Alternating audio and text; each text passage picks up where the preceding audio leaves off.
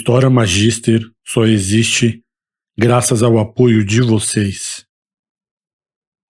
Quero dar as boas-vindas a todo mundo nessa nova série, nossa terceira série, aqui no História Magister, sobre a grande santa Joana d'Arc. Eu sempre tento escolher um tema que vá trazer histórias pouco conhecidas para vocês, para o público. Seria muito fácil, por exemplo, falar do Império Romano, mas pouca gente conhecia as entranhas da República Romana. Seria muito fácil falar sobre grandes conquistadores da Idade Média como Constantino, mas pouca gente conhecia a fundo a história de Genghis Khan, que foi tão grande ou talvez maior. E agora eu quero trazer a história de uma personagem que por si só é gigantescamente conhecida. Não existe uma pessoa que não conheça a lenda de Joana d'Arc, mas poucas pessoas sabem o que realmente foi a história, a vida, pelo que Joana d'Arc lutou, como essa mulher aconteceu. Nós temos, eu até cito isso no episódio, várias versões dela, a versão monárquica, a versão feminista, a versão tradicionalista, a versão da esquerda, a versão política. Eu quero trazer para vocês a Joana d'Arc histórica, que é superior e insanamente melhor do que todas as suas versões cooptadas por qualquer viés político. Antes de mais nada, eu também quero agradecer a todo mundo que apoia e apoiou o História Magister nesses últimos tempos. Roberto de Souza Furtado, Júlio Schmidt, Danilo Breno, Márcio Bispo, Daniel Sampaio, Nelly de Rocha Matos, Jorge Vitorino, Felipe Amorim Zarur, Cláudio Shida, Marisete Gortes, o Márcio Vasconcelos, Vanessa Carvalho, Lucas Nunes, Rodrigo Nunes, Leandro Conolato, Paulo Vasconcelos, que é um grande amigo do canal, e Márcia Scroll. Sem vocês, o História Magister não poderia estar tomando esse próximo passo que nós vamos tomar, que é o História Magister Lounge. Eu estou reunindo centenas de livros, estou relendo tomos do século XIV para fazer isso aqui. Estou pegando centenas de coisas para também montar um curso sobre o maior acontecimento da modernidade, que foi a Revolução Francesa. Há muito tempo as pessoas perguntam se não tenho interesse em fazer cursos, em fazer um tipo de escola de história para trazer, como eu digo, a história sem nenhum tipo de viés político.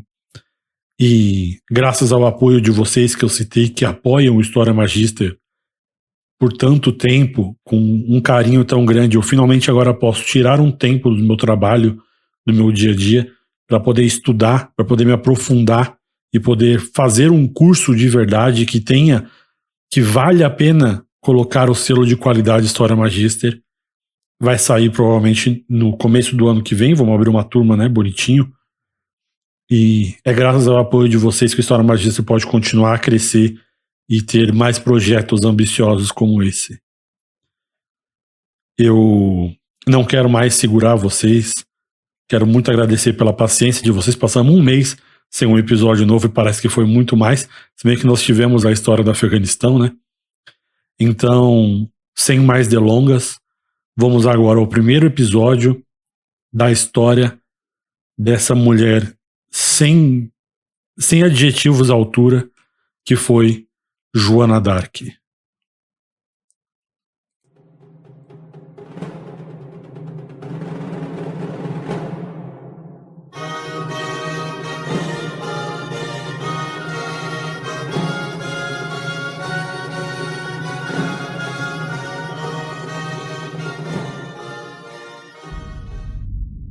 A nossa história de hoje é um exemplo perfeito do que se chama, na psicologia, na literatura, da jornada do herói. A jornada do herói é descrita como quando uma vida comum é interrompida do nada por um chamado que convida o herói da nossa história, da sua história, a embarcar em uma aventura e cumprir o destino dele. E é exatamente isso que acontece nessa nossa história que vamos contar. Exceto por um detalhe. Eu disse o destino dele, não é dele. A protagonista dessa aventura é uma adolescente camponesa analfabeta na França dos anos 1400. Aos 13 anos de idade, a vida dessa camponesa virou de cabeça para baixo quando ela começou a ouvir vozes e ter visões de figuras e anjos transmitindo mensagens diretamente a ela. Essas vozes diziam que ninguém na terra, nenhum cavaleiro, nenhum rei, poderia restaurar o reino da França. Ninguém poderia, exceto ela mesma. Então nós temos, logo de começo, uma garota possivelmente louca, ouvindo vozes, e por mais comum que esse estereótipo pareça, não é esse tipo de coisa que a história é feita. Mas não é esse o caso que está na nossa frente. Porque essa menina e essas vozes que ela ouve vão mudar o curso da história da Guerra dos 100 Anos entre a França e a Inglaterra e, consequentemente, a história do mundo inteiro. Essas vozes vão afastar essa jovem da existência normal das camponesas do ano 1400 e transformá-la numa força da natureza. Ela vai encontrar e abraçar um destino heróico, como nós citamos, mas também trágico, que estava completamente além do que qualquer outra pessoa do seu gênero, ou classe social, ou idade poderia esperar. Nessa nossa nova série, o História Magister vai abordar a vida de uma das pessoas mais enigmáticas e incríveis que já existiram. A jovem santa que ficou conhecida como Joana d'Arc. Antes de nós começarmos, nós progredirmos com a nossa história, eu quero fazer alguns comentários introdutórios antes de mais nada. Primeiro, o mais latente vai ser o idioma. Apesar da proximidade das raízes latinas entre o francês e o português, as duas línguas não têm como ser mais diferente uma da outra. O português, por mais que a gente coma algumas sílabas, ainda tenta abrir as vogais e falar o máximo delas. No francês, as palavras parecem que tem pressa em ir em direção a algum lugar. Então, se você acha que minha pronúncia do português é ruim, você fique tranquilo, que a minha pronúncia do francês vai ser muito pior ao longo desses episódios. Portanto, qualquer um que tenha um conhecimento mínimo do francês, as minhas mais profundas desculpas pelas coisas terríveis que eu vou cometer com o idioma francês ao longo desses episódios. O segundo ponto, a segunda observação que eu quero fazer é que não é exatamente uma reclamação nem nada do tipo, só um detalhe, que é um ponto mais conhecido entre os estudiosos da história, onde eu me encaixo, historiadores, historiógrafos, é que é muito difícil achar informações sobre as grandes mulheres da história. Ao longo dos episódios das séries que nós já fizemos, Khan e República Finita, algumas grandes mulheres se sobressaíram, mas é inacreditável a diferença de escritos e relatos de primeira, segunda, terceira mão sobre a vida dessas mulheres em comparação com seus contemporâneos masculinos. Muitas mulheres foram grandes na história, mas pouquíssimas têm relatos à altura dos seus feitos. Hoje, aqui, essa regra não se aplica. Há provavelmente mais escritos sobre Joana d'Arc do que sobre a maioria das pessoas em toda a história. Provavelmente mais do que qualquer outra pessoa contemporânea dela, inclusive. A autora Kelly DeVries, que é autora de um livro chamado Joana d'Arc, a Military Leader, ela resume perfeitamente, ela diz que nenhuma pessoa da Idade Média, homem ou mulher, foi objeto de mais estudos históricos do que Joana d'Arc. E eu concordo completamente. Existem literalmente centenas, possivelmente milhares de livros sobre a sua vida. Então, falta de fontes não é um problema aqui. Existem fontes contemporâneas da época em que ela viveu, suas próprias palavras, pessoas escrevendo sobre ela, que nós consideramos fontes secundárias, fontes terciárias de pessoas que ouviram falar sobre a história de Joana d'Arc. É uma montanha de fontes que nós temos sobre essa mulher. Então, nós só podemos qualificar o que aconteceu com Joana d'Arc como um dos maiores mistérios da história do planeta. E para qualificar, para explicar essa afirmação que eu digo, quando se diz em mistério histórico, nós estamos aqui num programa de história, afinal de contas, nós falamos normalmente sobre eventos que não se conhece muito, geralmente que nós temos evidências muito fracas, e nesse caso, como eu acabei de falar, é o completo oposto. Há muitas evidências que vão desde as cartas da época, registros do julgamento, todos os outros tipos de coisas que nós sabemos sobre Joana, e que sabemos muito mais do que a maioria das figuras históricas. Então o mistério não é exatamente o que acontece com Joana d'Arc, mas o como. Nós temos todo um processo místico acontecendo com Joana d'Arc, que por mais que você não queira, ou você não faça parte dessa crença, que no caso dela católica, que ela sempre foi uma católica em vida e que é canonizada na Igreja Católica como Santa Joana d'Arc, apesar do que acontece com ela, não vou dar spoilers, mas a maioria de vocês já sabe. Mas mesmo se nós retirarmos o aspecto religioso católico, ou melhor dizendo, principalmente se nós retirarmos o aspecto religioso, o que sobra é um mistério completo. De acordo com a lógica, se nós formos usar apenas a lógica e o bom senso, nenhuma das coisas que aconteceram com Joana d'Arc na nossa história deveria ter acontecido. O que ela conquistou seria excepcional, inacreditável, se fosse feito por um líder aristocrático, homem da sua época, que não faltaram, e muitos deles tentaram fazer o que ela fez, mas parece absolutamente impossível para uma camponesa analfabeta como ela era. A autora Mary Gordon, a autora do livro Joana d'Arc de 2000, diz, abro aspas: a vida de Joana é um golpe gigantesco contra as probabilidades, e nenhum acontecimento natural ou científico é capaz de explicar suficientemente o curso da vida dela. Fecho aspas. Joana nasceu um dos períodos mais corruptos e desmoralizados da história francesa. Alguns dizem que até o mais desmoralizado e corrupto. Ela é considerada uma heroína religiosa, militar, mas ela não teve nenhum treinamento, nem religioso, nem militar. Eu tô martelando esse ponto para tentar explicar como essa protagonista da nossa série é um dos seres humanos mais incomuns da nossa história. Inclusive Mark Twain, que escreveu uma biografia de Santa Joana d'Arc, não exatamente uma biografia, é um trabalho de ficção, mas ele tem todo um estudo muito sério, inclusive, que ele fez.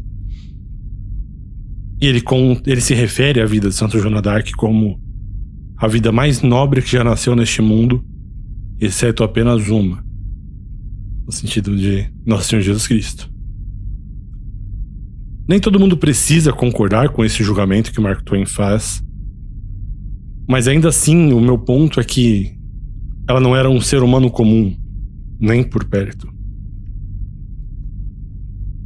E a última coisa que eu quero falar sobre, antes de nós começarmos a nossa história, é que Santa Joana d'Arc, se você presta atenção um pouco nos movimentos culturais, você pode ter percebido que ela se tornou um símbolo muito flexível, digamos assim. Ela foi adotada por todos os lados, alguns inclusive contrários à sua própria ideologia. Sua história é tão lendária e tão difícil de explicar que ela se torna vaga ou ambígua o suficiente que ela pode ser apropriada por todos. A autora Ellen Castor, inclusive, descreve ela como sendo um herói ou uma heroína para os nacionalistas, monarquistas, liberais, socialistas, a direita, a esquerda, católicos, protestantes, tradicionalistas, feministas e a resistência. Então, basicamente, todo mundo tenta se agarrar em algum aspecto da sua lenda e transformam no que quer que eles querem que seja. E nisso nós vemos, inclusive, um espelho da afirmação de Mark Twain. Porque a única outra figura que eu consigo ver que tem tanta... esse cabo de guerra ao longo da história é a figura de Cristo. Então, agora que fiz essas observações, tirei essas observações do meu peito, vamos entrar na história.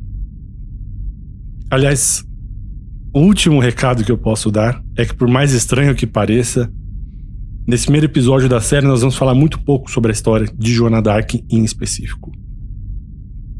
Eu prometo que os próximos episódios vão focar inteiramente na história dela. Mas eu não tenho como começar, vocês já conhecem a História Magíster a esse ponto.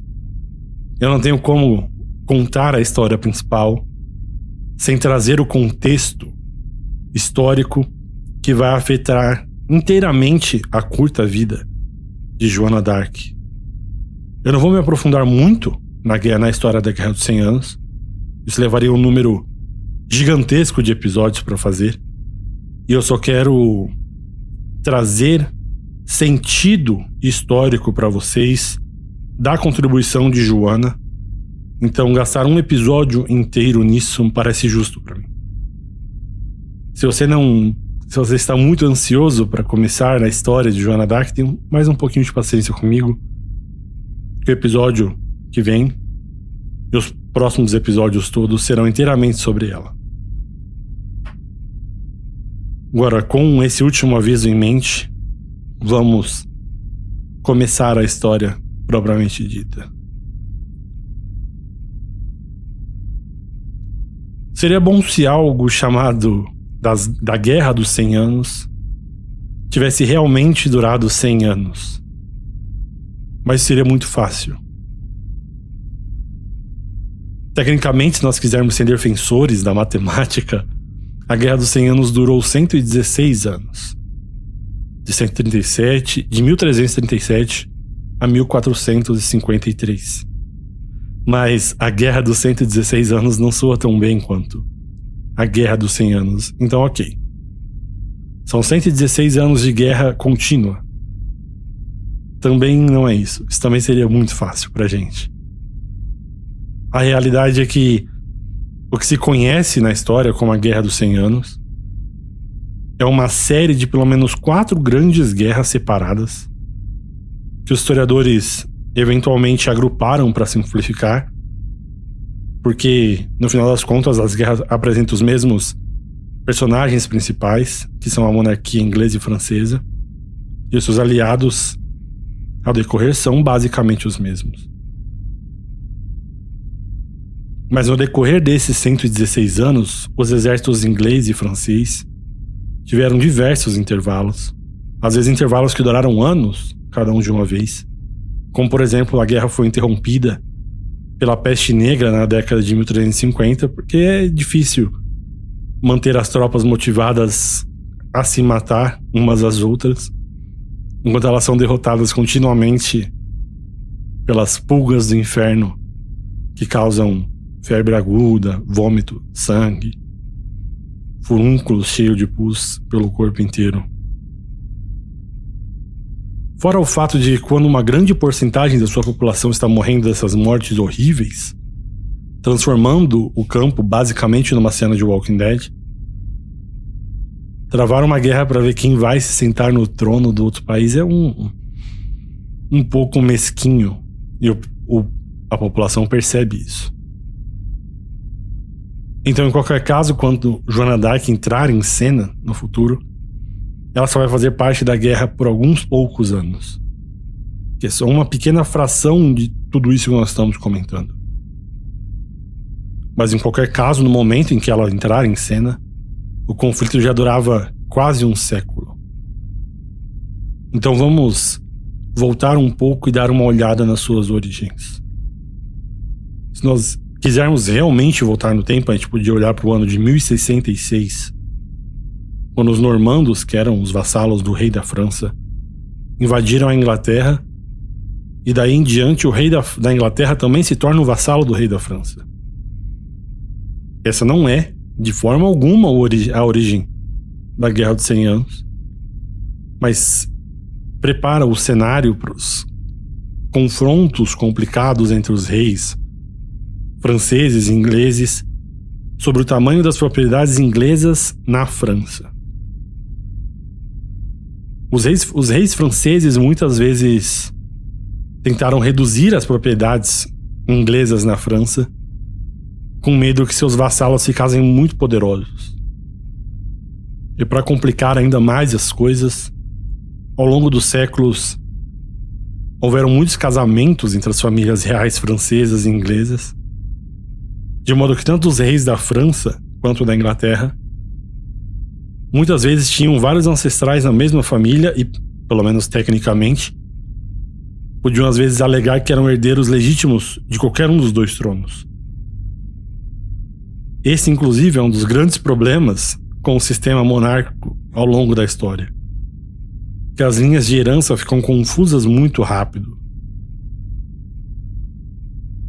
Se, por exemplo, apenas os herdeiros homens são reconhecidos e nenhum homem nasce durante uma certa geração, agora nasceu na hora um problema, porque parentes mais distantes vêm reivindicar esse trono. E quando isso acontece, você sabe o que significa. Se você ouvir uma voz aí na sua cabeça dizendo "é claro que isso significa guerra", você está absolutamente correto.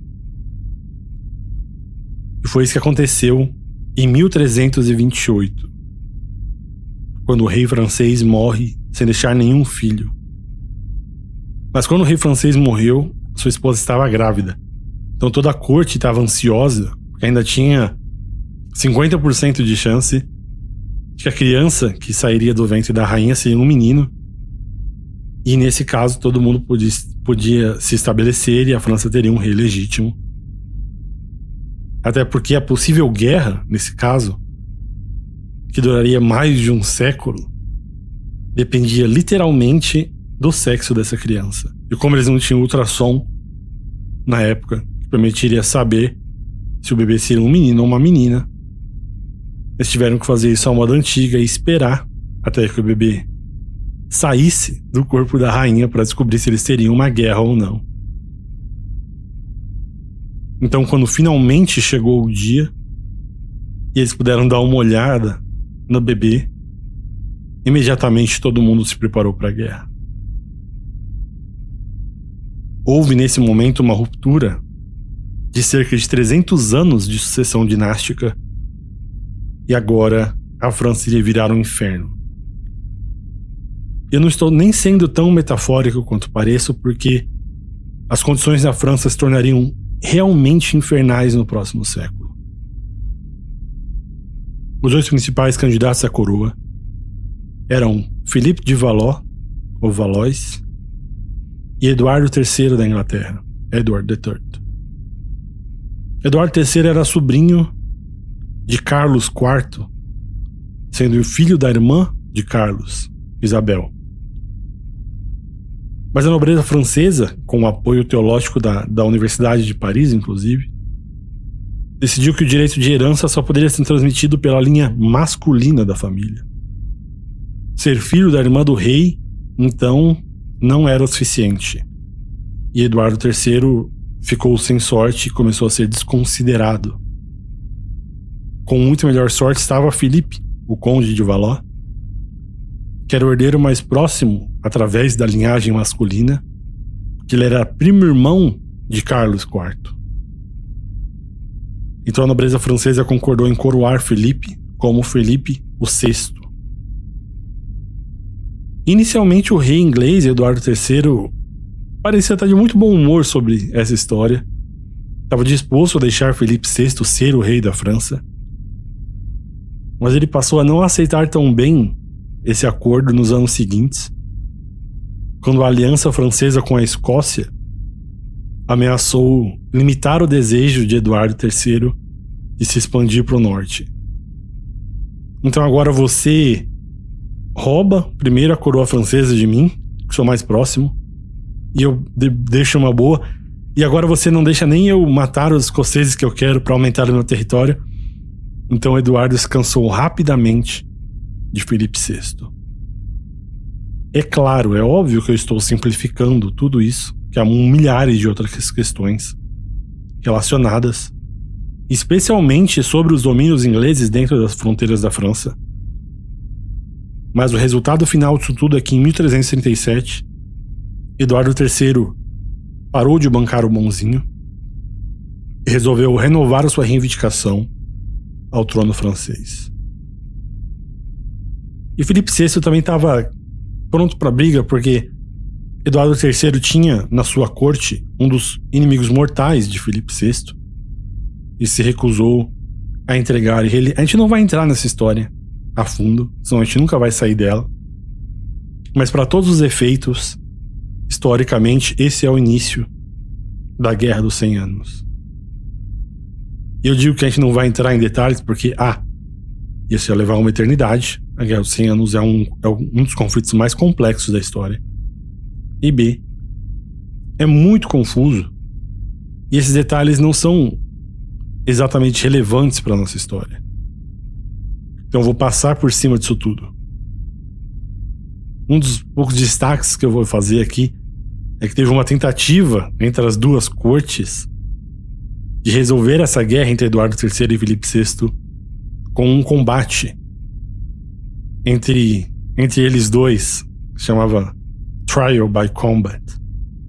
E tem diversas versões do motivo pelo qual eles não entraram numa arena e resolveram as disputas entre si, até que só um deles saísse de pé.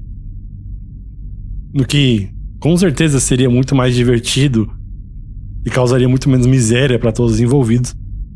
Mas eles decidiram, no final das contas, que eles preferiam que seus súditos se matassem uns aos outros por diversos anos, ao invés deles dois se enfrentarem pessoalmente. E como eu mencionei antes, e vocês podem inclusive ouvir em um episódio especial sobre a peste negra que eu fiz do História Magister, as coisas saíram de controle nessa época na Europa. Então, tanto a Inglaterra quanto a França saem do campo de batalha no final dos anos 1340. Mas nos anos que se seguem, a gente vê os franceses sendo esmagados por números ingleses muitas vezes inferiores. O rei francês, um novo rei francês, já que Filipe VI já estava morto há muito tempo, sendo capturado pelos ingleses, tréguas que duraram alguns anos, especialmente quando ambos os lados ficam sem dinheiro para a batalha. Mas no final disso tudo, nenhum dos dois lados foi capaz de esmagar o outro de forma conclusiva. E assim então, por meio de lutas, fome e peste, a população da França foi reduzida à metade durante o século XIII. A estrutura tradicional da sociedade estava entrando em colapso sob o peso da taxa de mortalidade quase apocalíptica, e bandos de mercenários errantes, saqueadores, quando estavam sem trabalho, simplesmente partiam para aterrorizar o campo. Tantas pessoas estavam morrendo nesse sistema de servidão que essa norma, que por tanto tempo vingou na Europa, não era mais viável na França. A autora Catherine Harrison, de Joan of Arc, Life Transfigured, muito bom esse livro, inclusive, diz, abro aspas, aqueles que a peste negra não matou, ela libertou da escravidão. Fecho aspas. Então, centenas de milhares de camponeses, servos, plebeus, aproveitaram a chance de finalmente se tornar parte de uma aristocracia que ninguém mais lembrava para que servia. Começaram a assumir os castelos, a tomar vinhos em taça de prata. Inclusive, tudo isso que eu estou citando tem no episódio sobre a peste negra que eu fiz. Um episódio especial sobre a peste negra. E quando se leva em consideração a quantidade incalculável de sofrimento e miséria causada pela Guerra dos 100 Anos, é muito fácil começar a ser cínico sobre o motivo de tudo isso. Todo esse terror, esse horror, aconteceu porque os membros das famílias reais, inglesas e francesas, não chegaram a um acordo sobre qual deles tinha direito ao trono.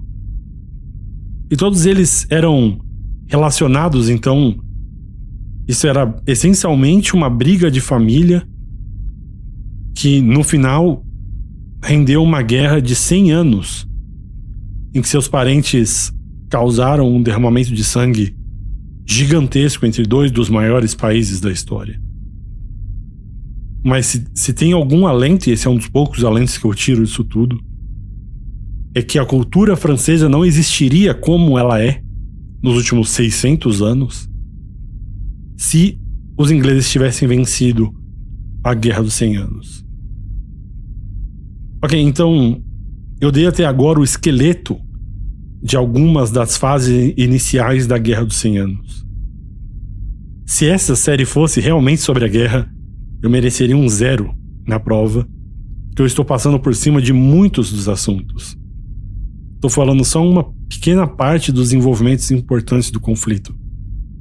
Mas eu quero relembrar a vocês que isso é só um esforço que eu estou fazendo para passar o mínimo necessário para quando Joana d'Arc entrar em cena, para que nós possamos apreciar o contexto da sua história. Então vamos avançar algumas décadas e observar algumas pessoas que vão desempenhar um papel mais direto no contexto político que molda a história de Joana d'Arc. Carlos VI é um bom personagem para a gente começar esse pontapé inicial. Ele foi rei da França por 42 anos, entre 1380 e 1422. E uma das primeiras coisas que você deve saber sobre Carlos VI é que a sua cabeça estava um pouco mais fora de sintonia do que o normal. E essa é a minha maneira caridosa cristã de dizer que ele estava completamente louco. Não à toa ele era chamado do Rei Louco da França. Que soa muito Game of Thrones, mas ele não era tão cruel como o homólogo dele na série. Ele só tinha uma doença mental muito grave e a sua doença teve um impacto profundo na história da Guerra dos 100 Anos. Inclusive, seus súditos descobriram a primeira vez que o rei deles estava louco de um jeito muito dramático em 1392, quando ele tinha 24 anos.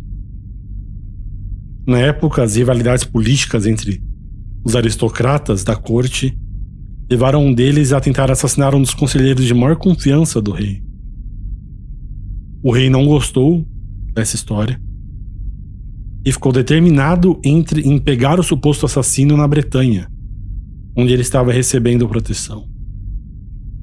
Como o duque da Bretanha não queria entregar o suposto assassino, o rei Carlos liderou pessoalmente as suas tropas em uma campanha até a Bretanha. Durante a marcha, um homem com lepra, e provavelmente ele também com doenças mentais, se aproximou do rei gritando: não cavalgue mais, nobre rei. Volte, você foi traído pelos seus. E ninguém prestou muita atenção nele, e esse episódio provavelmente teria sido esquecido na história se não fosse pelo fato de que um pouco mais tarde no mesmo dia, um dos assistentes do rei estava sofrendo com os efeitos de marchar de armadura sob o sol do verão francês. E sentindo que estava prestes a desmaiar, ele largou a lança do rei, que se chocou com um som muito alto contra o capacete de metal do soldado à frente. E aquela mistura do calor de verão, o ruído estridente, repentino, a tensão da guerra, o leproso gritando avisos assustadores sobre traição e quem sabe mais o que, criou uma tempestade perfeita no cérebro confuso de Carlos, que o levou além do limite. De repente ele gritou contra os traidores que queriam entregá-lo ao inimigo, desembainhou sua espada e começou a matar os seus próprios homens. 5 deles caíram mortos no chão, antes que algum dos seus soldados pudessem subjugá-lo. E as coisas melhoraram muito pouco depois disso. Pelo resto da sua vida, o estado mental de Carlos continuaria variando entre semanas de sanidade, em que ele falava e se comportava de maneira razoável, e depois outras semanas em que ele ficava completamente louco e cedia à paranoia, à ilusão. E durante esses episódios, ele não reconhecia seus familiares e se esquecia de quem ele era.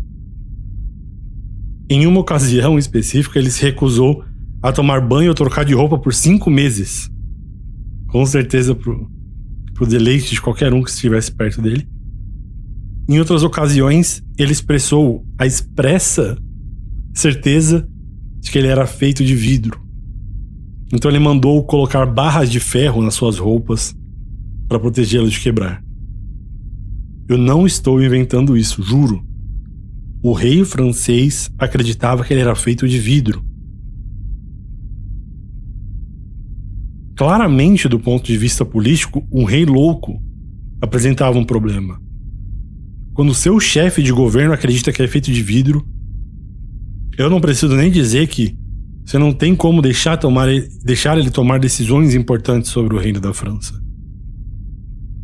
Então outros aristocratas da corte tiveram de intervir e assumir as rédeas do poder, cuidando dos negócios do governo para que o rei louco tivesse mais tempo para ser louco.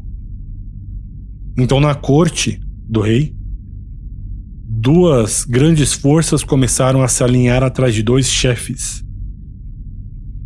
Um deles era Luís de Valois de Orleans. Era um homem bonito, gastador, amante de festas. Era admirado por cavaleiros, pelas damas. Mas ele era considerado pelos mercadores, pelos lojistas de Paris, como um tirano, um perdulário.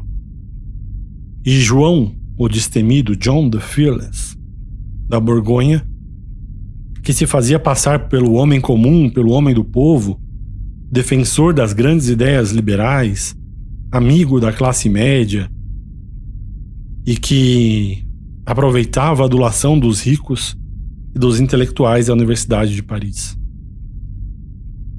Além disso, e essa parte é importante, João fazia campanha pública contra os impostos para atrair a boa vontade da população, ao passo que Luís de Orleans não era hostil à imposição de novos impostos para aumentar o cofre da corte. Enquanto Luís de Orleans era irmão mais novo do rei, João o Destemido era primo do rei. Se isso fosse uma família funcional, todos eles se sentariam à mesa e chegariam a um acordo que pudesse servir a todo mundo. Mas ao invés disso, essa luta pelo poder vai gerar vários assassinatos, uma guerra civil, e vai reacender a Guerra dos 100 Anos. No passado, o pai de João, de John the Fearless, assumiu um papel que, para colocar em termos um pouco mais simples, em Game of Thrones, para quem assistiu, seria a mão do rei, o poder por trás do trono, a mão direita do rei que efetivamente guia o reino. John queria essa mesma posição que seu pai ocupou para ele mesmo. Mas Louis, o Duque de Orleans, queria a mesma coisa. Então, a cena está muito bem formada, eu imagino, para um confronto entre os primos da Casa de Orleans e de Borgonha em novembro de 1407. E foi João, o Destemido, que decidiu transformar essa Guerra Fria em uma guerra quente, digamos assim. Luís estava em Paris, andando pelas ruas com alguns de seus súditos, quando se deparou com 15 homens com facas e machados. E eles obviamente não estavam lá para nenhuma visita social. Esses 15 homens começaram a usar essas ferramentas. Em segundos a mão de Luís foi cortada e seu crânio foi aberto por um machado. Os súditos, completamente inúteis, já que não tinham nenhuma arma, o melhor que eles puderam fazer foi morrer junto com Luís de Orleans. Imediatamente a esposa e o filho de Luís exigiram vingança contra quem ordenou a execução. E encontrar o culpado não era exatamente difícil, porque João não fez nenhum mistério de que foi ele quem pagou os assassinos para matar Luís. E você até poderia pensar que admitir o assassinato do irmão do rei era uma coisa um pouco arriscada, ainda mais quando você quer a boa vontade do rei. Mas João estava bastante confiante de que ele poderia manipular a notícia de uma maneira que ele saísse dessa história como bonzinho. Se você prestou atenção na campanha presidencial de 2016, por exemplo, você deve lembrar de um certo momento em que Donald Trump diz que ele poderia ficar no meio da Quinta Avenida e atirar em alguém sem perder nenhum voto. Ele falou isso para provar a lealdade, fazer um ponto sobre a lealdade dos seus partidários. O que João, o Destemido, estava fazendo era exatamente a mesma coisa. Só que nesse caso o assassinato não era uma hipótese que ele estava aventando, mas uma realidade que já aconteceu.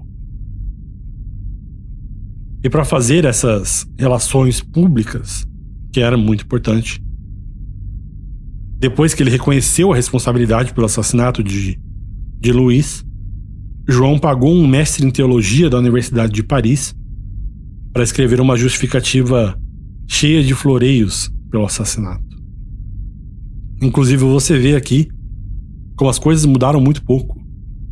Mesmo naquela época você podia contratar um acadêmico para justificar assassinatos políticos. É um campo muito lucrativo, sempre teve muita demanda ao longo da história. E o ângulo que esse mestre em teologia da Universidade de Paris encontrou para justificar o assassinato foi mais ou menos assim. Sim, João é culpado, mas Louis era um tirano. Ele merecia ter seu crânio partido. E João é um herói por ter feito esse favor a todos nós. Isso não é exatamente o melhor argumento que eu já ouvi. Inclusive, se fosse eu teria pedido meu dinheiro de volta. Mas João tinha um grande exército, que era um argumento muito melhor. E ele também tinha, como eu citei anteriormente, o apoio do povo de Paris pela sua postura anti-impostos. Então o Rei Louco começou a pensar: ok, meu primo acabou de matar o meu irmão. Isso é muito ruim, mas agora que Luís se foi, a quem eu vou recorrer da próxima vez em que eu não conseguir lembrar meu próprio nome ou achar que sou feito de vidro? Então, só para garantir, o rei perdoou João Destemido e João começou a agir como a mão do rei. E agora João tinha o emprego que ele queria, seu rival estava morto, a vida era boa. Quem disse que o assassinato não compensa? O novo Duque de Orleans foi nomeado Carlos, assim como uma tonelada de outras pessoas na nossa história. Eu, inclusive, vou tentar ignorar a maioria deles, porque senão vai ter Carlos demais e eu só vou mencionar os essenciais. Então, em qualquer caso, em 1410, Carlos, o novo duque de Orleans, tinha apenas 15 anos. Inicialmente, ele foi obrigado a assinar um tratado de paz com João, o assassino do seu pai, mas ele ainda se lembrava do juramento que sua mãe lhe pediu que ele fizesse quando morreu de doença apenas ou um pouco mais da morte do seu marido. Algumas pessoas, quando estão perto de morrer, elas perdoam seus inimigos e tentam deixar de lado as velhas mágoas. Mas a mãe de Carlos, Valentina Visconti, era uma italiana de Milão, que vivia o estereótipo conhecido de que os italianos levam vingança muito a sério. Um dos seus últimos atos em vida foi pedir a seu filho que jurasse vingança contra João o Destemido e a sua facção da Borgonha. Com a morte de ambos os pais, Carlos, com 15 anos agora, ganhou o sogro ao se casar com a filha do conde de Armagnac. E juntos, Armagnac e Charles começaram a construir uma aliança anti-borgonhesa. Os próximos anos veriam os Armagnacs tentando tirar o controle do governo dos borgonheses, no que equivalia a uma pequena guerra civil. E em 1413, os Armagnac-Orleans expulsam João o Destemido de Paris e assumem o controle do governo. E percebendo que quando os franceses não estão lutando contra os britânicos, eles se ocupam matando uns aos outros, os ingleses, lembram deles, perceberam que esse era o momento certo e iniciaram outra fase da Guerra dos 100 Anos. Já tinham inclusive se passado alguns anos desde que os ingleses tentaram invadir a França. Mas agora, com os borgonheses e os Armagnac na garganta um do outro, a oportunidade estava claramente batendo a porta de novo. Henrique V havia recentemente se tornado o rei da Inglaterra. Estava ansiosíssimo para poder colocar rei da França no seu currículo. Havia um pouco de diplomacia triangular acontecendo também, com os Armagnac de um lado, os borgonheses do outro e os ingleses na outra ponta. Por um tempo parecia que a facção de Borgonha e os ingleses iriam se unir porque João o Destemido precisava de boa relação com os ingleses, devido ao fato de que seus súditos participavam do comércio de tecidos e os ingleses forneciam esses tecidos. Então João realmente não tinha dinheiro para comprar briga com a coroa inglesa. Mas ao mesmo tempo ele estava com medo de perder seu apoio entre os cidadãos franceses. Então João entrou em uma aliança um tanto quanto desconfortável com seus antigos inimigos, Armagnacs, com ambos os lados mais ou menos se reconciliando, ou pelo menos temporariamente parando de tentar matar um ao outro para bloquear a invasão inglesa. Assim, dessa forma, muitos dos senhores da Guerra Civil começaram a fazer as pazes uns com os outros antes de se prepararem para a batalha contra os ingleses em 25 de outubro de 1415. Os franceses tinham um número muito maior. Algumas estimativas modernas colocam o exército inglês entre 6 e 9 mil soldados, principalmente arqueiros, e os franceses tendo algo entre 12 e 36 mil soldados. Portanto, os franceses estavam se sentindo muito bem com as suas chances. A autora Helen Castor descreve com termos muito poéticos esse momento da Batalha de Agincourt. Então vou citar um pouco dela. Abro aspas. Eles diminuíram a velocidade conforme o sol pálido subia mais ao alto. E de repente um grito inglês foi ouvido e suas bandeiras começaram a se mover. Essa foi a hora em que as linhas francesas se lançaram através do espaço em que haviam se reunido para defender. Então o ar mudou com um tamborilar e de repente o céu ficou escuro. Flechas de pontas afiadas como navalha desencadearam como uma tempestade turbulenta e incontável. mergulhando através das couraças e viseiras e músculos e ossos. Uma morte violenta estava caindo das nuvens.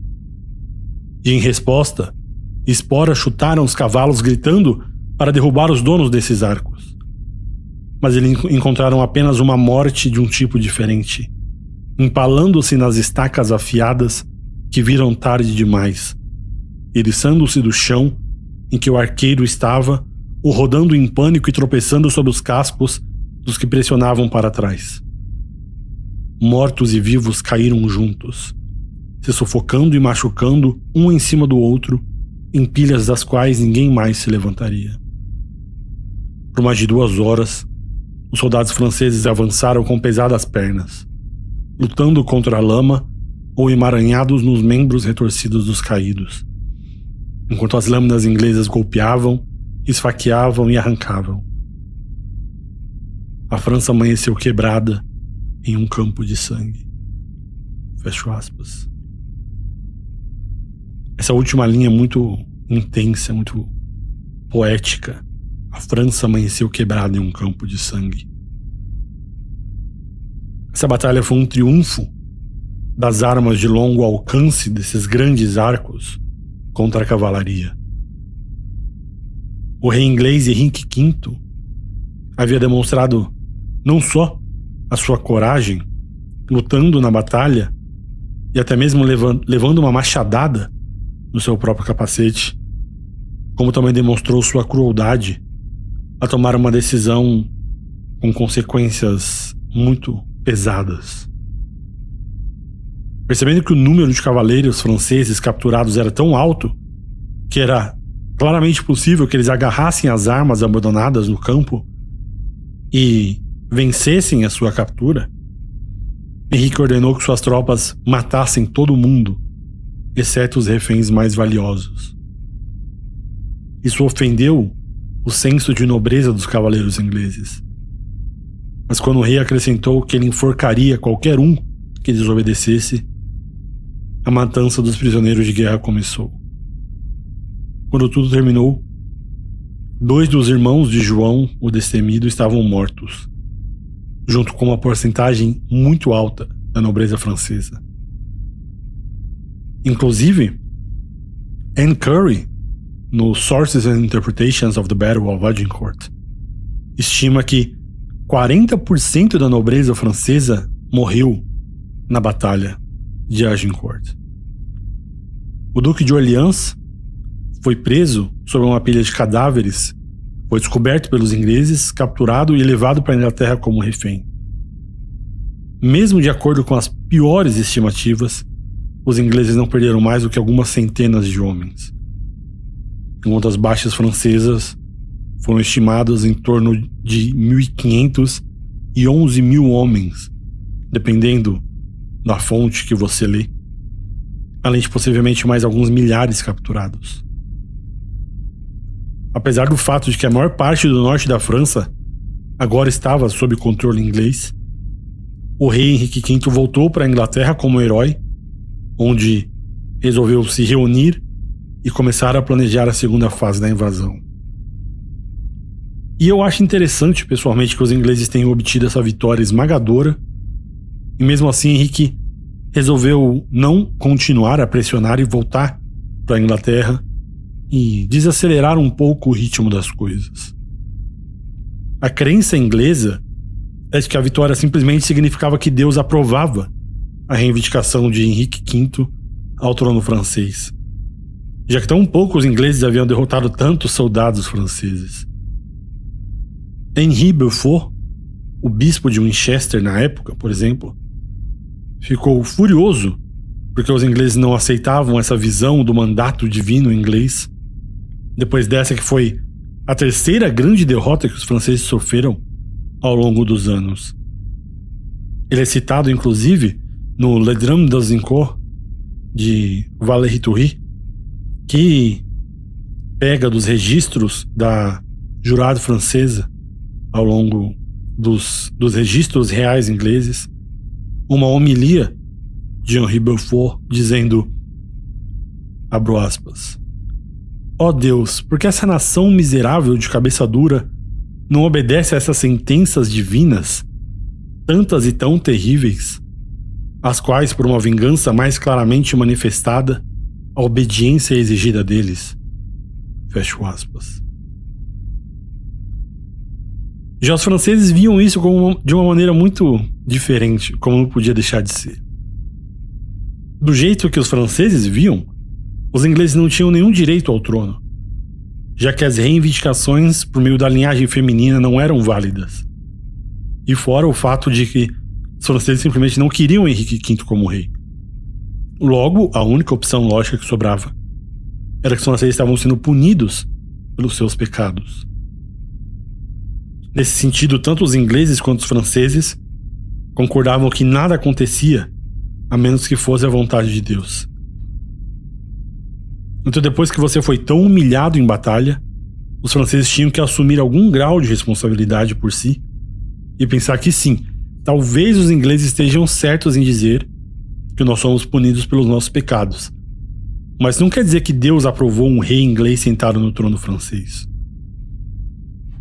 Especialmente os apoiadores de Armagnac disseram que a França estava sendo punida porque João, o Destemido, acabou matando o Duque de Orleans, uma vez que João mandou suas tropas, mas no último momento ele mesmo não pôde ir ao campo de batalha.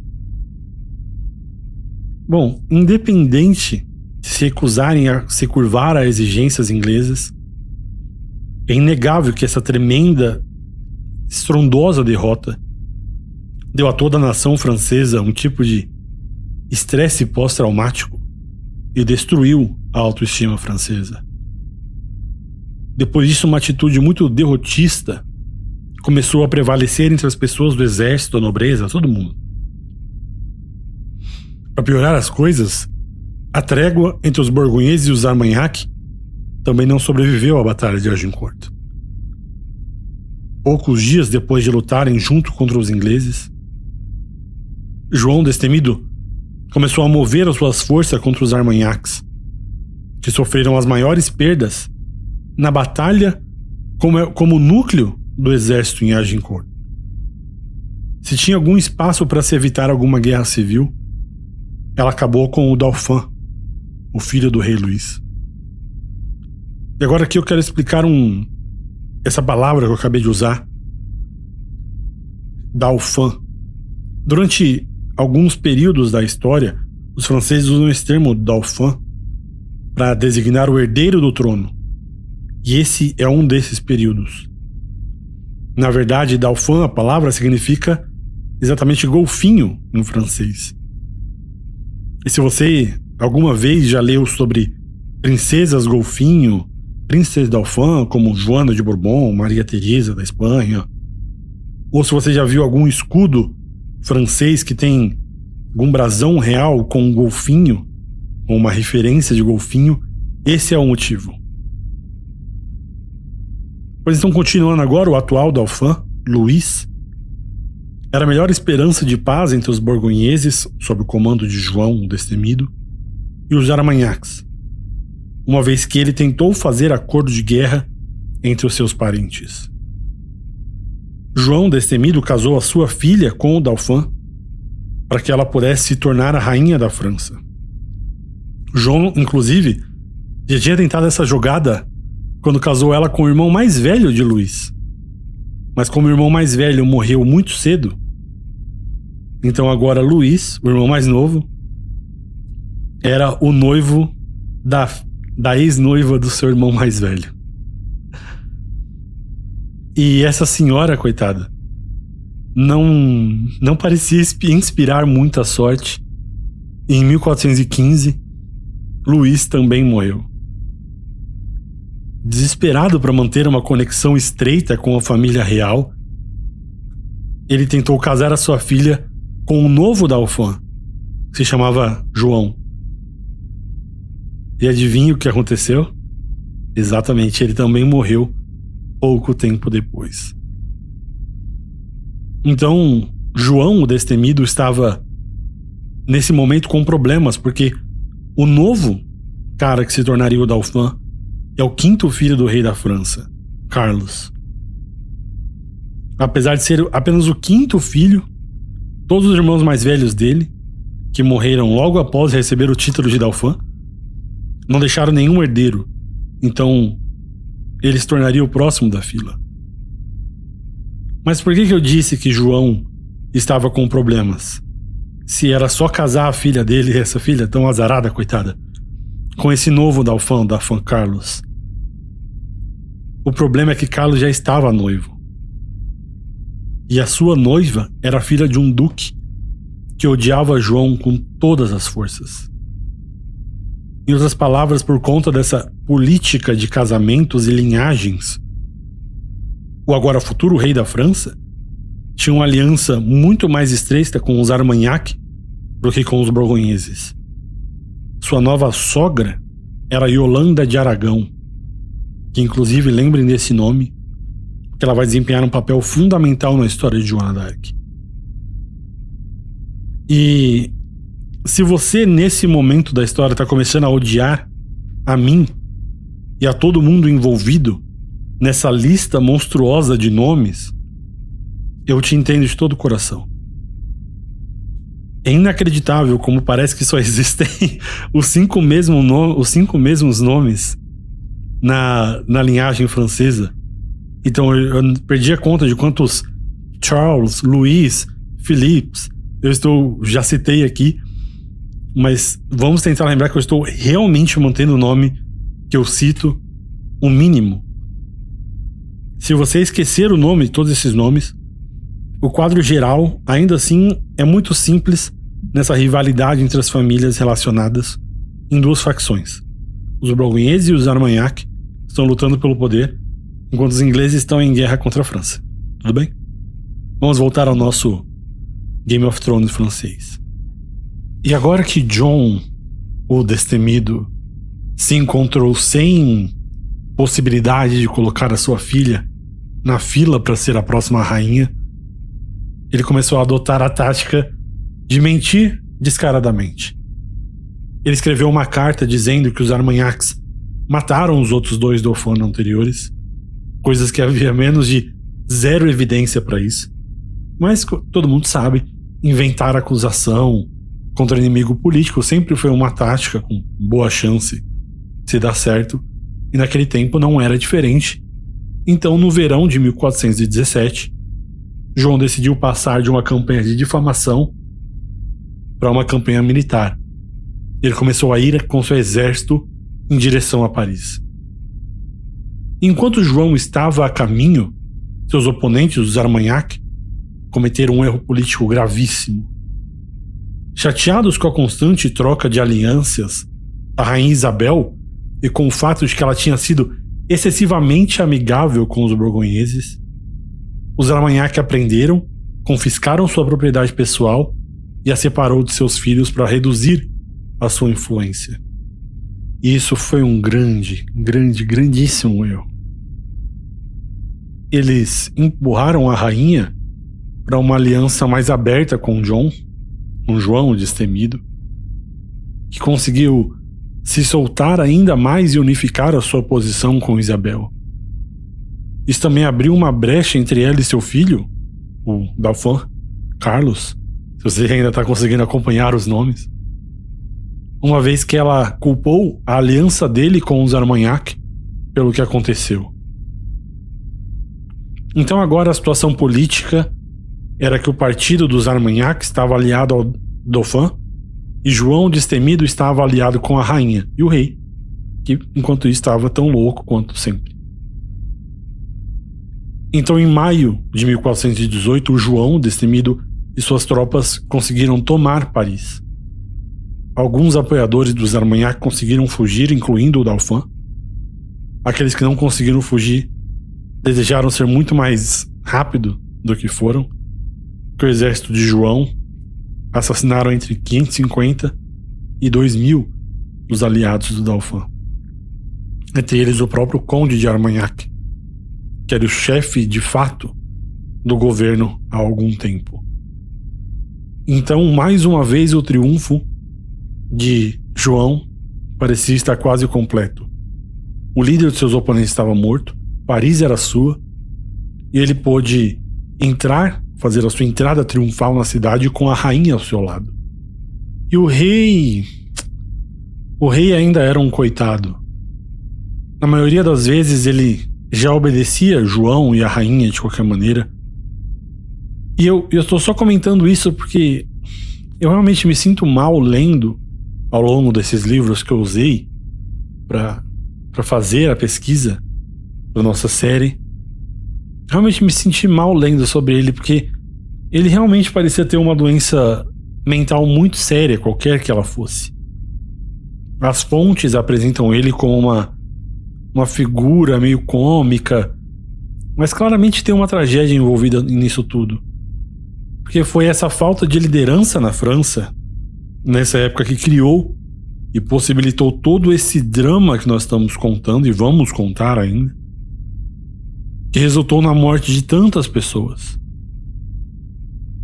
De qualquer maneira, a única coisa que impediu que a vitória de João fosse completa era o fato de que o Dauphin ainda estava vivo. Mas um garoto de 15 anos, fugitivo, não era exatamente muita coisa para se preocupar. Ou pelo menos não parecia na época, né? Porque sim, Carlos montou sua corte em Bourgois, um pouco mais de 160 quilômetros de Paris, e ele tecnicamente ainda era o príncipe, mas não parecia uma grande ameaça a esse grande gênio militar que era João Destemido.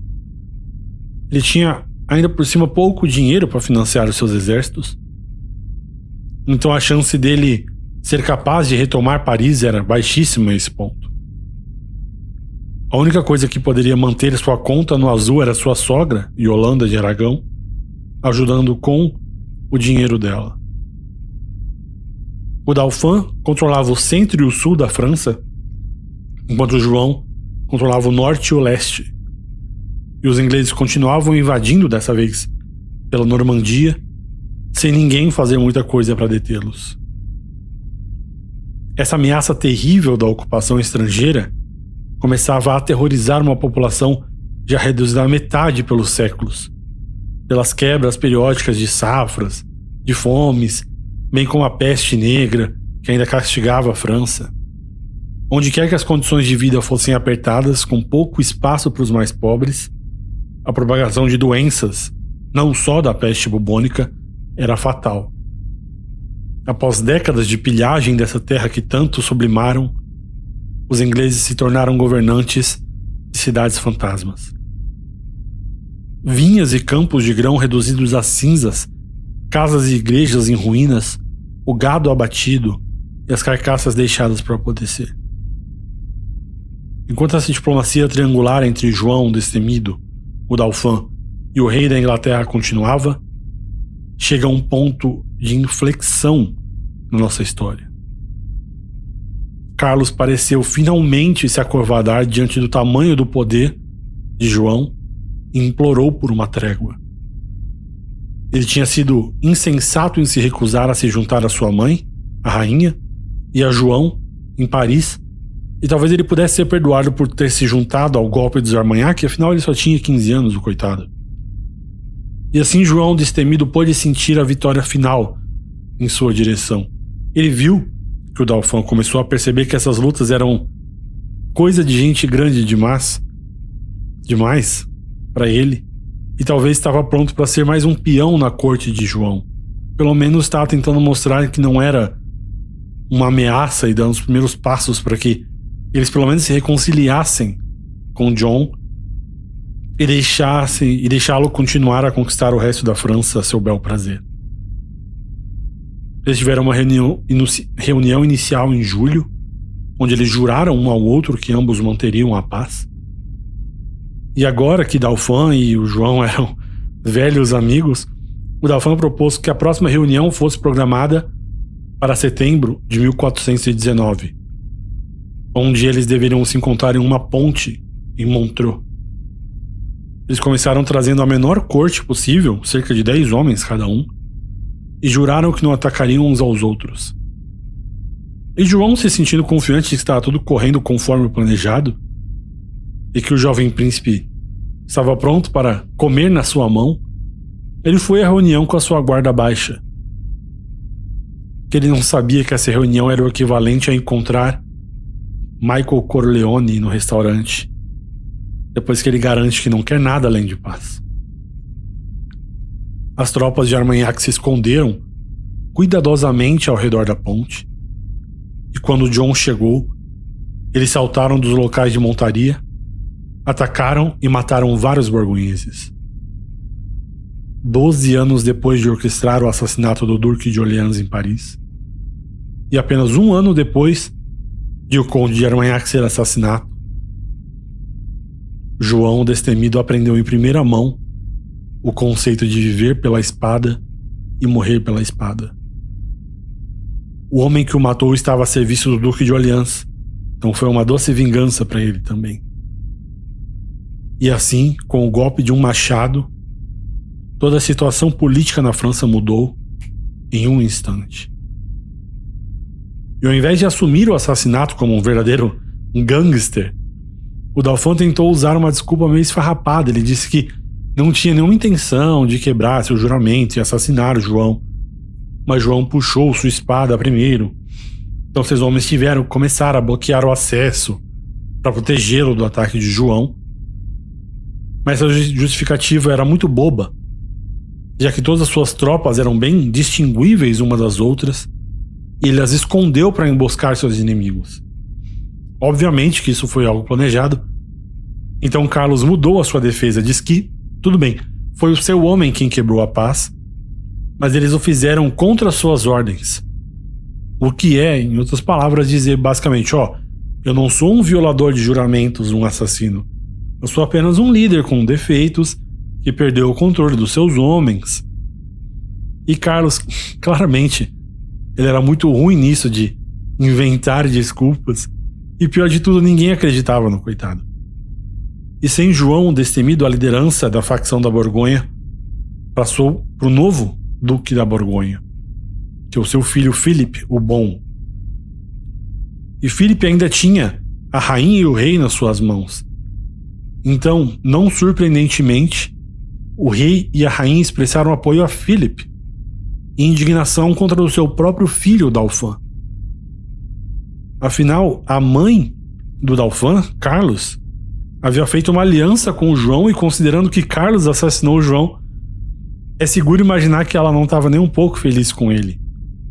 O rei, inclusive em um dos seus poucos momentos de sanidade, decidiu que seu filho era o responsável por, e abro aspas, quebrar a paz com seu envolvimento no assassinato do Duque da Borgonha, e por essa razão ele se tornou indigno de suceder ao trono ou qualquer outro título, fecho aspas. E assim, com um golpe único, o rei deserdou o Dauphin.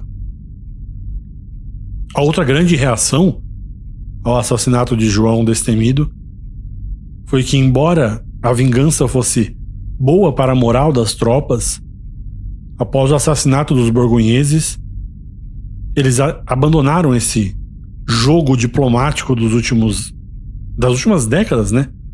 E, em vez disso, fizeram uma aliança aberta com os ingleses, assinando o já famoso Tratado de Troyes, em maio de 1420.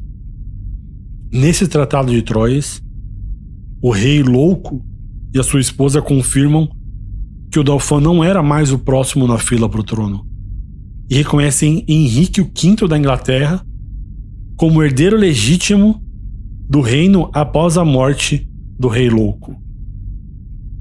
E para pisar ainda mais no calo de Carlos, de Charles, seu filho, o seu pai, com esses problemas mentais, casou a última das suas filhas solteiras, Catherine, ao rei inglês Henrique V. Então, de agora em diante, a França e a Inglaterra compartilhariam o mesmo rei, estariam em paz e para sempre, partiriam felizes para o horizonte. O spoiler é que, óbvio, não funcionou desse jeito, já que os franceses e ingleses continuarão se matando por muito mais séculos. Charles não aceitou essa manobra, óbvio. Ele argumentou que ele era o herdeiro legítimo, e seus apoiadores argumentaram que o tratado assinado por seu pai não era vinculativo, já que seu pai estava mais louco do que sempre, louco de pedra na época em que ele assinou. Então, quando parecia que as coisas não poderiam estar melhores para Henrique V, o irmão mais novo de Henrique, Tomás, o Duque de Clarence, estraga a festa de Henrique, liderando um exército até a França contra os aliados da Escócia, os aliados escoceses do Dauphin, que estavam lá prontos para lutar junto com as tropas francesas.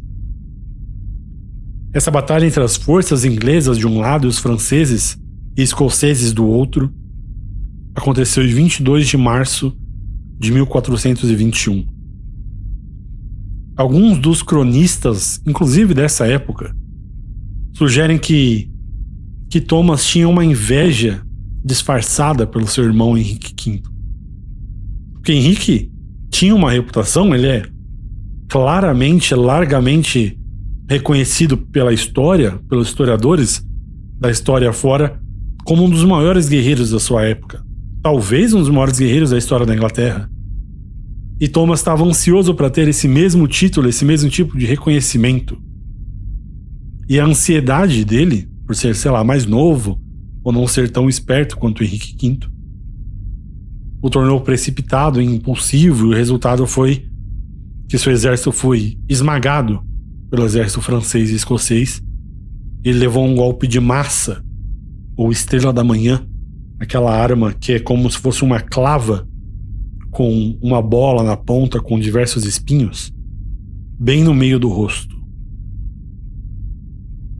Então, a árvore genealógica do rei da Inglaterra perdeu um irmão, mas ganhou um filho. Que alguns meses depois, Henrique V e a irmã do Dauphin, Catherine, tiveram um filho, um bebê, também chamado Henrique. Eu falei que esse povo não tem a menor imaginação quando se trata de dar nome para os outros. Em dezembro de 1420, Henrique da Inglaterra, junto com Felipe, Duque da Borgonha, tomam posse de Paris. A única coisa que Henrique V precisava fazer para ser reconhecido rei da França era viver mais do que o seu sogro, o Rei Louco. Que não parecia tão difícil porque o Rei Louco era frágil e louco, enquanto Henrique era jovem e forte. Mas o destino, meus amigos, ele nunca dorme no ponto. Então Henrique V morre em 1422, provavelmente decorrente de um problema estomacal. E como eu disse que o destino não brinca, 6 semanas após a morte repentina de Henrique V, o Rei Louco, Carlos VI da França, também veio a falecer em Auteuil-Saint-Pol. Assim, devido à morte de seu pai, que era o rei inglês, e seu avô, o rei francês, Henrique VI da Inglaterra, com 9 meses de idade, acabou sendo rei antes mesmo de poder andar. Seus outros filhos também assumiram outros postos. John, que era o Duque de Bedford, foi nomeado regente por ele nas terras que eles tinham conquistado na França, e Humphrey, que era o Duque de Gloucester, foi regente dele das terras na Inglaterra. Mas na corte do Dauphin, as coisas não estavam nada animadoras, mesmo com a morte de Henrique V. Enquanto a maioria dos homens próximo ao rei estavam ocupados tentando matar uns aos outros, com mais entusiasmo do que eles demonstravam por matar tanto os borgonheses quanto os ingleses, um dos personagens da nossa história vai se cruzar com Joana d'Arc. Arthur era o conde de Richmond, que inclusive lutou na Batalha de Agincourt, que nós citamos mais cedo, onde ele foi capturado por um tempo, mas mais tarde ele foi libertado e passou a escalar a hierarquia militar dentro da corte do Dauphin Charles. Em 1424, ele foi oferecido o cargo de líder militar de Armagnac na França, apesar do fato de que seu cunhado era Felipe da Borgonha. Mas a corte do Dauphin era um ninho de cobras prontas para se apunhalarem. Infelizmente, Arthur estava envolvido em um desentendimento com um dos conselheiros de defesa mais poderosos da corte, Georges de la Trémouille. O resultado desses conflitos internos foi a dificuldade em apresentar uma frente unificada contra os borgonheses, como na Batalha de Verdun, em 17 de agosto de 1424. Um grupo de escoceses aliados da defesa havia conquistado a cidade de Verdun, fingindo serem ingleses e levando alguns dos seus próprios compatriotas como prisioneiros. Assim, os habitantes de Verdun abriram seus portões e perceberam tarde demais que, ao fazê-lo, eles entregaram a sua cidade aos inimigos. Não muito depois, o Duque de Bedford liderou um cerco de 10.000 soldados para retomar a cidade. Um exército escocês-francês de cerca de 15.000 saiu para enfrentá-los. Depois de um duelo de arco e flecha inconclusivo de cerca de 2.000 cavaleiros de Milão, onde mercenários do exército do Dauphin atacaram os ingleses, que normalmente lidavam com esse tipo de situação, desencadeando uma tempestade sobre a cavalaria, eles descobriram que, para seu horror, as suas flechas não podiam perfurar a armadura lendária dos mercenários milaneses. Inclusive, só um parênteses, nessa época, os fabricantes de arma milaneses eram conhecidos por toda a Europa por estarem entre os melhores de todos. As suas armaduras eram particularmente feitas para resistir a ataques diretos como esses. Se eu não muito me engano, tem em Milão ainda, até hoje, uma rua chamada Via Molino dell'Armi, que é algo como a rua da fábrica de armas, que o nome atesta essa tradição da fabricação de armas em Milão. E esses mercenários milaneses formavam uma parede de músculos envolta em aço, e o seu peso e a ferocidade parecia destruir as linhas inglesas sem nenhuma dificuldade. Muitos soldados ingleses foram mortos e muitos outros fugiram, temendo pelas suas vidas. Inclusive, pensando que a batalha estava perdida, um certo capitão Young ordenou que 500 homens sob seu comando recuassem. Decisão que não foi apreciada pelos seus superiores, que mais tarde ordenaram que ele fosse puxado e esquartejado por recuar. Se você está se perguntando o que significa essa expressão que eu usei, puxado e esquartejado, eu explico, mas eu já adianto que alguns de vocês podem não gostar da crueldade envolvida nisso. Isso era uma forma de execução reservada para os piores crimes. Em inglês chama draw and quarter, onde o condenado tinha os seus órgãos genitais decepados. Ele era estripado, decapitado, amarrado a 4 cavalos por cordas presas nos seus braços e pernas, e os cavalos puxavam até que o seu cadáver fosse cortado, explodido basicamente, entre 4 pedaços. Esse tipo de punição era bastante popular na Inglaterra e em alguns outros lugares da Europa. É uma coisa muito macabra. Mas, voltando à batalha, os milaneses atacaram o trem de mantimentos inglês e quando voltaram para o campo de batalha, eles imaginaram que encontrariam um exército francês vitorioso, todo mundo se despedindo felizes. Mas não é isso que aconteceu. Após a carga da cavalaria, os soldados ingleses e os franceses se envolveram numa luta corpo a corpo insanamente brutal, uma das mais pesadas desde Agincourt, onde o próprio conde de Bedford sujou as mãos ao balançar aquele famoso machado de 2 mãos da Idade Média e eliminou diversos franceses das suas linhas genéticas com ele. Aliás, eu sinto faz falta o tempo em que os políticos, as figuras políticas lutavam com machados nas guerras que eles mesmos convocavam. Devia ser requisito para ocupar cargos políticos ter a coragem de arriscar a própria vida pelo povo quando você mesmo exige isso dele. Bom, enfim, a luta entre os escoceses e os ingleses foi igualmente brutal, sem ninguém dando ou pedindo trégua.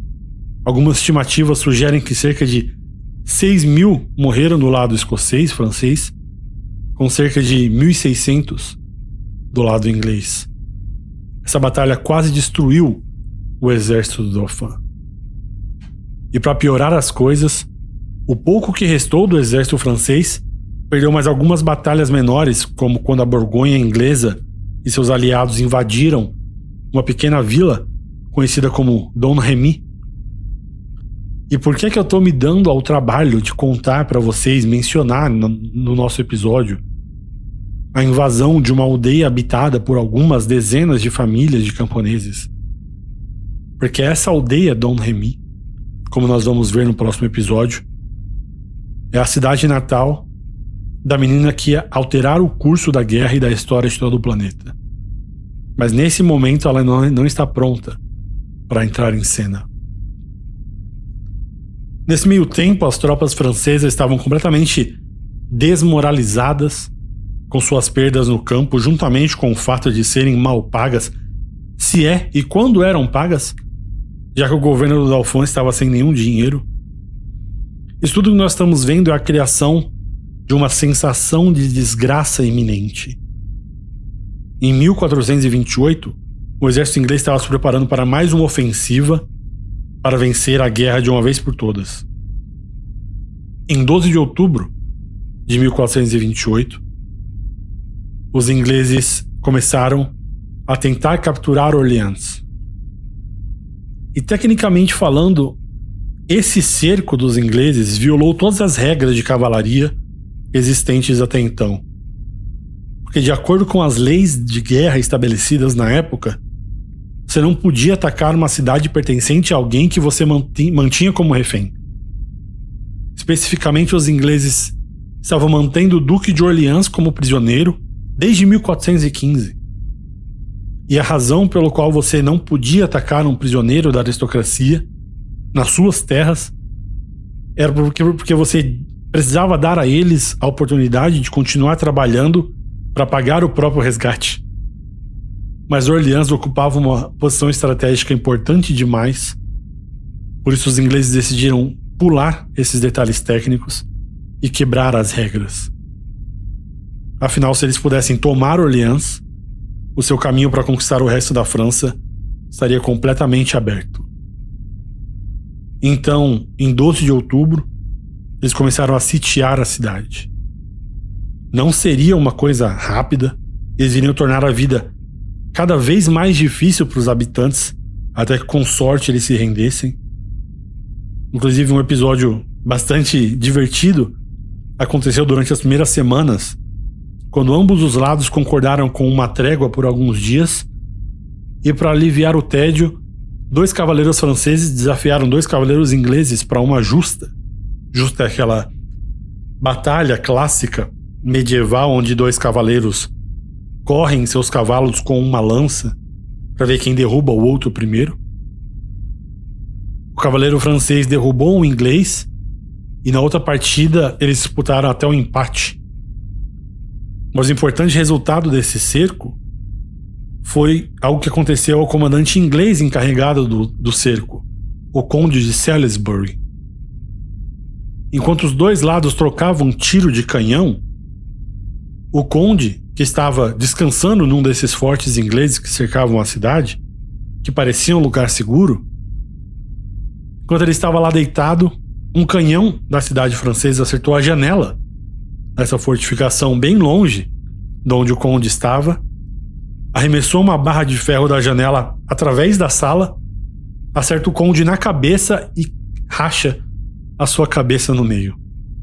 Depois disso, ficou um pouco difícil para o conde de Salisbury continuar suas obrigações como comandante. Então, William de la Pole, o conde de Suffolk, se é que eu tô falando isso certo, Suffolk, assumiu, mas infelizmente para os ingleses ele não era tão hábil quanto o outro conde. E antes de morrer, o conde de Salisbury tinha usado seus canhões para destruir 12 moinhos de água que forneciam um pão para o povo da cidade. Os cidadãos, então, dentro da cidade, responderam construindo 11 moinhos conduzidos por cavalos, para continuar produzindo pão e não ter o risco de morrer de fome tão cedo. A defesa da cidade estava sendo chefiada por um sujeito que ficou conhecido na história pelo título de O Bastardo de Orleans. o que não soa muito elogioso ao coitado, mas na verdade pretendia ser um título muito respeitoso, na verdade.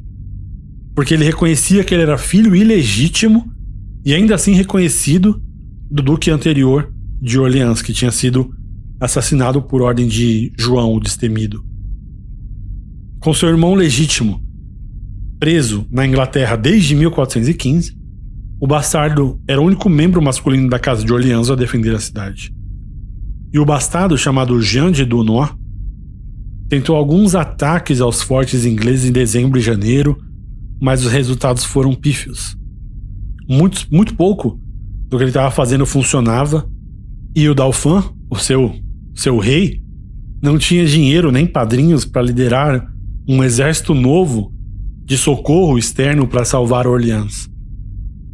Então, em 12 de fevereiro de 1429, o bastardo teve uma ideia um pouco mais ousada e deu início ao que veio a ser conhecido como a Batalha de Herrings.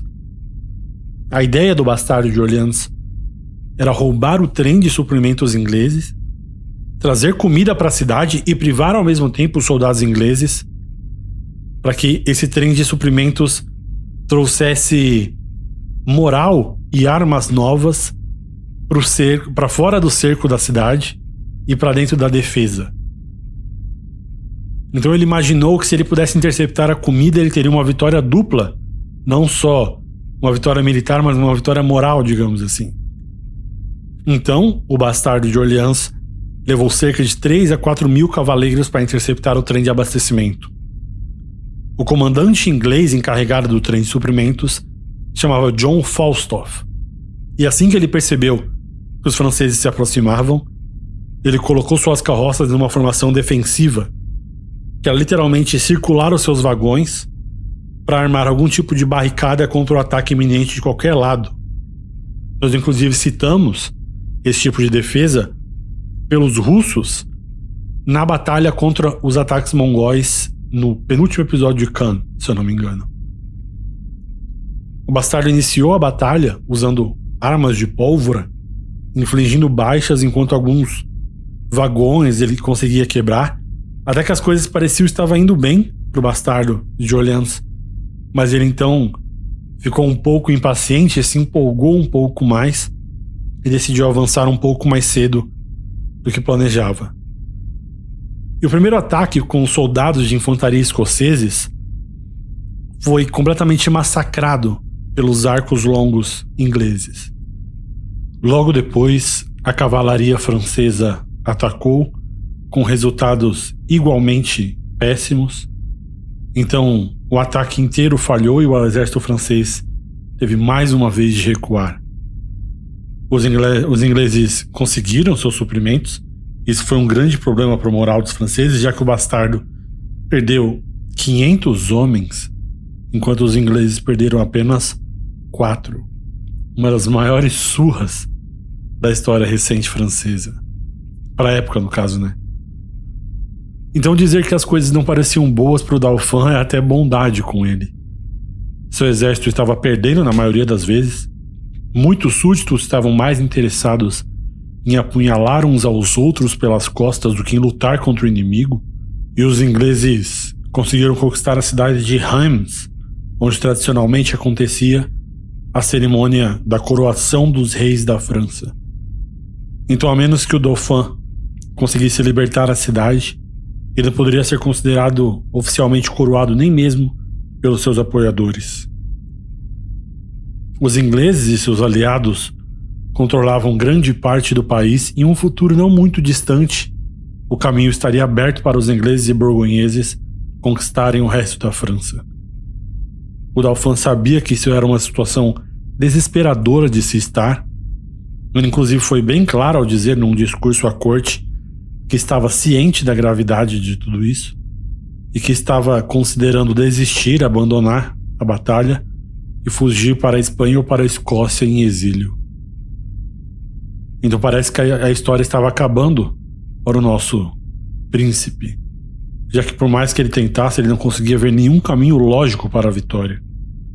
Isso significava, logicamente, que os franceses tinham acabado de perder a Guerra dos 100 Anos e os ingleses iriam governar a França. Mas mal sabia o Dauphin que a ajuda estava a caminho. Um tipo de ajuda que não parecia lógica, razoável ou sequer provável.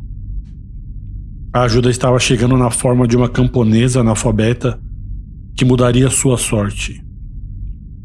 Em 23 de fevereiro, apenas 11 dias após o exército de Orleans perder a batalha que eu acabei de mencionar um minuto atrás, 7 cavaleiros chegaram à corte do Dauphin, e entre eles estava uma pessoa que, por pura força de vontade, mudaria radicalmente o curso da guerra.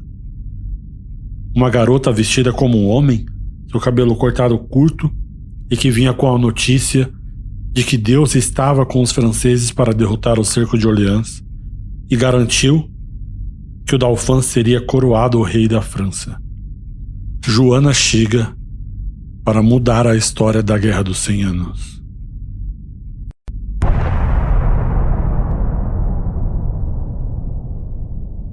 No próximo episódio de Joana d'Arc, nós vamos finalmente entrar na história dessa grande mulher. Vamos entender da onde ela veio, como ela se tornou uma personagem nesse grande conflito que foi a Guerra dos 100 Anos, e como ela se encaixa nessa grande sinuca de bico em que o exército francês se colocou pelas últimas décadas. Tudo isso e muito mais no segundo episódio de Joana d'Arc, só aqui no História Magister.